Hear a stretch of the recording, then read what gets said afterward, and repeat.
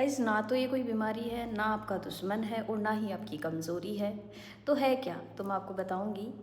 कई बार इंसान ना गलत जगह है, गलत समय पे कुछ गलत वर्ड यूज हो जाते हैं, जिसकी वजह से एक बिजनेसमैन को अपने वर्क के अंदर बहुत ज़्यादा डाउनफॉल देखने को मिलता है। और मैं जो किस टॉपिक पे बात कर रही हूँ आप समझ ही गए होंगे। सो जय श्री श्याम, खमा गणिसा, welcome back to my YouTube channel this side Shrita. और मैं आज जिस टॉपिक पे बात करने वाली हूँ वो है हमें गुस्सा क्यों आता है और हमारा गुस्सा एक बिजनेसमैन के लिए कितना नुकसानदायक है और हमारे काम की ग्रोथ कितनी रोक सकता है। ठीक है, सो आज हम बात करने वाले हैं कि जिन लोगों को बात बात पे गुस्सा आता है, जो अपनी टीम पे बात बात पे गुस्सा करते हैं, जो अपने प्रोस्पेक्ट पे बात बात पे गुस्सा करते हैं, और इसका भी एक और रिजल्ट निकल के आ रहा है जो मैं अभी देख रही हूँ। ये गुस्सा निकालते हैं, अपनी जो फ्रस्ट्रेशन है वो अपनी काम का जो है वो अपनी फैमिली पे भी निकालना स्टार्ट कर देते हैं, अपने रिलेशंस पे भी निकालना स्टार्ट कर देते हैं, जिसका एक साइड इफेक्ट देखने को मिल रहा है। सो गाइज, इसको कंट्रोल कैसे करना और अपने वर्क को ग्रो कैसे करना है, ठीक है, और गुस्सा कैसे कंट्रोल करा जाएगा, वो सारी चीज़ें मैं आज आपके साथ डिस्कस करने वाली हूँ। सो आपने नोट डाउन करने हैं। सबसे पहले हम जानेंगे कि गुस्सा क्यों आता है। देखो, ह्यूमन बॉडी के अंदर कुछ हार्मोन्स ऐसे होते हैं, कुछ लोगों में ज़्यादा एक्टिव होते हैं, कुछ लोगों में डाउन होते हैं, ठीक है, बट कुछ लोग इसको बहुत अच्छे से कंट्रोल कर लेते हैं।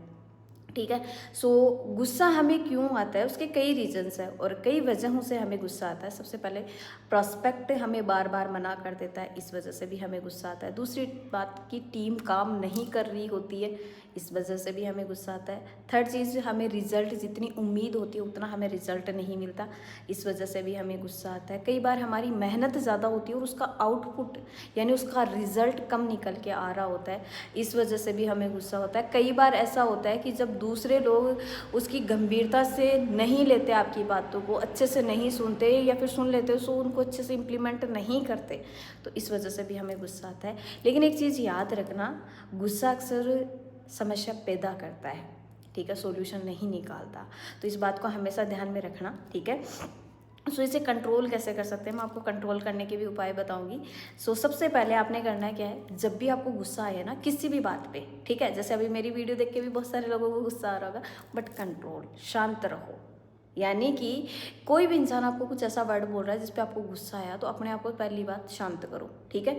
साथ के साथ जवाब नहीं देना है, कुछ टाइम के लिए अपने आप को रोको, सोचो और फिर उसका सही वे के अंदर जवाब दो। वो बोलते हैं ना कि सांप भी मर गया और लाठी भी ना टूटे, कुछ ऐसा आप रिप्लाई करो जिससे आपका प्रॉस्पेक्ट या फिर आपकी टीम काम करने को भी मजबूर हो जाए और आपने उन्हें अच्छे से समझा भी दिया और आपका बिजनेस में नुकसान भी नहीं हुआ है। समझ गए होंगे, यानी कि गुस्सा है तो आपको शांत रहना है, साथ के साथ हमें जवाब नहीं देना है। दूसरा पॉइंट आप नोट डाउन करना, हमें ना फ़र्क समझ आना चाहिए कि जो हमारी टीम हमें समस्या दे रही है, वो उस समस्या के अंदर हमें फ़र्क पता होना चाहिए कि उनका शायद टाइम ख़राब है, ठीक है।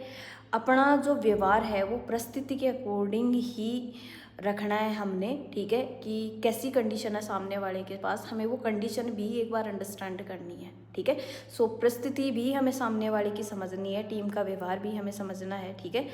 और ना कई बार ना व्यक्ति अपमान समझता है ना, जो नो वर्ड आता है ना उसे अपना अपमान समझता है। कई बार हमारे सामने प्रोस्पेक्ट नो कर देते हैं, ठीक है, तो हमें वहाँ पे ना ऐसा लगता है ये मेरी इंसल्ट कर गया, ठीक है। सो ना कोई ना सुनना, अपने आप को हैबिट दो। ये ना का मतलब होता है, नो का मतलब होता है नेक्स्ट अपॉर्चुनिटी, यानी कि ना का मतलब आपकी कोई इंसल्ट नहीं है, कोई अपमान नहीं है, वो बोल के जा रहा है भाई तुम नेक्स्ट पे फोकस करो, तुम्हें बहुत आगे जाना है, मुझे कहीं नहीं जाना, ठीक है। सो नो सुनने की अपने आप को हैबिट दो, ठीक है, अपना इंसल्ट मत समझो इसको, ठीक है। उसके साथ साथ डीमोटिवेट भी नहीं होना है नो सुन के, ठीक है, क्योंकि हर एक इंसान अगर पंचर लगाने का काम करेगा तो गाड़ी खरीदेगा कौन। हर एक इंसान अगर घर बनाने का, चिनने का जो इसकी चिनाई होती है, बनाने का जो काम होता है वो करेगा, तो उसमें रहेगा कौन, बनवाएगा कौन, समझ गए ना। तो नो का मतलब होता है नेक्स्ट अपॉर्चुनिटी। कई बार ऐसा होता है कि हम ना भावनाओं में बह जाते हैं, ठीक है, और फिर काम पे कम फोकस कर पाते हैं और फिर आता है हमें गुस्सा, ठीक है। सो काम, मैं यही बोलूँगी कि आप भावनाओं में बहने की बजाय, ठीक है, काम पे ज़्यादा फोकस करो, ठीक है। और कई वर्ड ऐसे होते हैं जैसे कि मान लो मैंने ये बोल दिया मेरी अपलाइन को कि सर मैंने 7 दिन में कोई रजिस्ट्रेशन नहीं ली है, कोई मैंने आगे की प्रोसेसिंग नहीं करी है, तो मेरी अपलाइन को वहाँ पे गुस्सा आ जाता है। बट मैं एक चीज़ बताऊँ, अगर वहीं पे हम एक समझ के साथ ये काम करें, मेरी अपलाइन मुझे ये समझाएगी कोई बात नहीं सरिता, जितना आपने सप्ताह का टारगेट लिया था उतना आपसे कंप्लीट नहीं हुआ, तो इसकी हम समस्या क्या आई है, प्रॉब्लम एक्चुअल में क्या आई है, उस पर हम फोकस करते हैं। तो जो बोलने का वर्ड है ना वो मैटर करेगा, ठीक है, जो आपके व्यवहार पे डिपेंड होता है, ठीक है। उसके साथ साथ 5th पॉइंट आपने लिखना है कि आप खुद उदाहरण बनिए, जो मेन चीज़ है। अगर आप खुद उदाहरण बन गए ना तो आपका गुस्सा तो कहाँ से निकल जाएगा पता ही नहीं लगेगा। सो मैं ये बोलूँगी कि आप खुद अपनी टीम के लिए उदाहरण बनिए, अपने आप को शांत रखने का। मेरे लिए मेरी ग्रेट अपलाइन ना बहुत अच्छा एग्जाम्पल है इस चीज़ के लिए। अगर मैंने अपना गुस्सा कंट्रोल करा ना तो मेरी ग्रेट अपलाइन को देख के गुस्सा कंट्रोल करा है, कृष्ण बॉक्सर सर को, क्योंकि मैंने सर में जो पॉइंट नोट डाउन करा ना वो ये है कि उनका शांत नेचर, ठीक है, जो मुझे बहुत पसंद आया। मुझे भी बहुत गुस्सा आता था, बट मैंने सर से ये चीज़ सीखी है, शांत नेचर। अगर आप अपने आप पे गुस्सा कंट्रोल करना सीख जाओगे तो आपकी डाउनलाइंस भी वो चीज़ आपको देख के फॉलो करेगी। तो एक गुड लीडर की निशानी है शांत नेचर, ठीक है। सो अपने गुस्से को कंट्रोल करना स्टार्ट कीजिए, अपने आप को शांत रखना ही स्टार्ट कीजिए। ये चीज़ें हैं जो मैंने बताई। अब इसके हम फ़ायदे जानते हैं, ठीक है, क्यों आता है वो बताया, सॉल्यूशन मैंने आपको बताया। लास्ट हम जो पॉइंट्स जानेंगे कि इसके फ़ायदे क्या है। गुस्सा कंट्रोल कर लेते हो तो इसके फ़ायदे क्या, बेनिफिट्स क्या है आपको, है ना। सबसे पहला पॉइंट, टीम आपको सुनेगी, सम्मान के साथ आपकी रिस्पेक्ट करेगी, आपके एक एक वर्ड की उन्हें कीमत पता लगेगी, ठीक है। दूसरी चीज़, वो डरेगी नहीं आपसे, ठीक है। कई बार जो सामने वाला गुस्सा करता है ना तो इंसान डर जाता है, ठीक है। आप किसी को गुस्से में समझाते हो ना तो फिर वो आपको कॉल करने से भी डरेगा, आपको अपनी प्रॉब्लम बताने से भी डरेगा, ठीक है। सो आप अपनी रिस्पेक्ट है वो अपने व्यवहार से करवाते हो, ठीक है। आपका लेवल आपकी रिस्पेक्ट नहीं देता, आपका व्यवहार आपकी रिस्पेक्ट देता है। एक बात हमेशा ध्यान रखना। सो सबसे पहली चीज़, जो आप कमाने वाले हो, पैसे तो कमाओगे ही, ग्रो होगा आपका बिजनेस तो, बट आप सबसे पहले आप एक टीम कमाओगे जो आपके व्यवहार की वजह से आपके साथ है, ठीक है। सो दूसरा पॉइंट जो रहेगा कि जो प्रोस्पेक्ट होता है आपका, ठीक है, वो आपको दोबारा कांटेक्ट करेगा।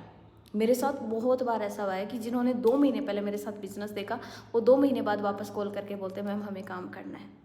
रीज़न, मैंने उन्हें कोई अपशब्द नहीं बोले हैं, उन्हें मैंने ये नहीं बोला कि तुम सक्सेस कहीं पे भी नहीं होगे। मैंने उन्हें यही बोला है कि जब तुम्हारा मन करे तुम वापस मुझसे कांटेक्ट कर लेना, जब तुम्हें वर्क की नीड हो। इट मीन्स सामने वाले के साथ ऐसा व्यवहार रखो, ऐसा नेचर रखो कि वो वापस आपसे कांटेक्ट करे, ठीक है। सो आपका लहजा यहाँ पे मैटर करेगा और उससे आपका प्रॉफिट हो जाएगा, ठीक है। थर्ड पॉइंट है, आप इस गुस्से को कंट्रोल करते ही सही फैसले लेना स्टार्ट कर दोगे। राइट डिसीजंस आप अपने लिए, अपनी टीम के लिए लेना स्टार्ट कर दोगे, ठीक है। और टीम का भरोसा है वो सकारात्मक माहौल पैदा करता है, ठीक है, और पॉजिटिविटी पैदा करता है। जब टीम आप पे भरोसा करती है ना तो आपके काम में ऑटोमेटिक ग्रोथ जाती है और वो आप पे आंख बंद करके विश्वास करना स्टार्ट कर देती है, ठीक है। और इसका फोर्थ जो है, फिफ्थ पॉइंट जो है कि आपका जो नेतृत्व है वो मजबूत होता है, यानी कि आपका जो नेचर है ना वो मजबूत होता है, ठीक है। आपको कोई भी इंसान सेकंडों में गुस्सा नहीं दिला सकता, मिनटों में गुस्सा नहीं दिला सकता। तो आपका नेतृत्व जो होता है ना वो मजबूत होता है, आपका चरित्र मजबूत होता है, ठीक है। तो एक बात बोलना चाहूँगी, लोग आपके ज्ञान को बाद में देखेंगे, आपके व्यवहार को पहले परखेंगे, ठीक है। सो गुस्से को कंट्रोल करो अच्छे से और वर्क को करो, और ये चीज़ें अगर आप कर लेते हो तो आपका बिजनेस अप लेवल पे जाएगा, ठीक है। बहुत जल्दी आप अपना मैनेजर कर लोगे। सो अपने वर्क की जो मेन पॉइंट्स हैं वो मैं आपके साथ डिस्कस कर रही हूँ। मैंने अभी ये हमारा जो 4th एपिसोड है जो अभी लॉन्च होने जा रहा है, ठीक है, जो मैं अपलोड करूँगी अभी कुछ टाइम में ही ये पब्लिक हो रहा है, ठीक है, इसको आप देख सकते हो। बट मैं आपको एक चीज़ और रिकमेंड करूँगी, मेरा एक क्लब चलता है जो मेरे यूट्यूब चैनल पर आप जाके ज्वाइन कर सकते हो, मेम्बरशिप जो है ज्वाइन कर सकते हो इस क्लब की।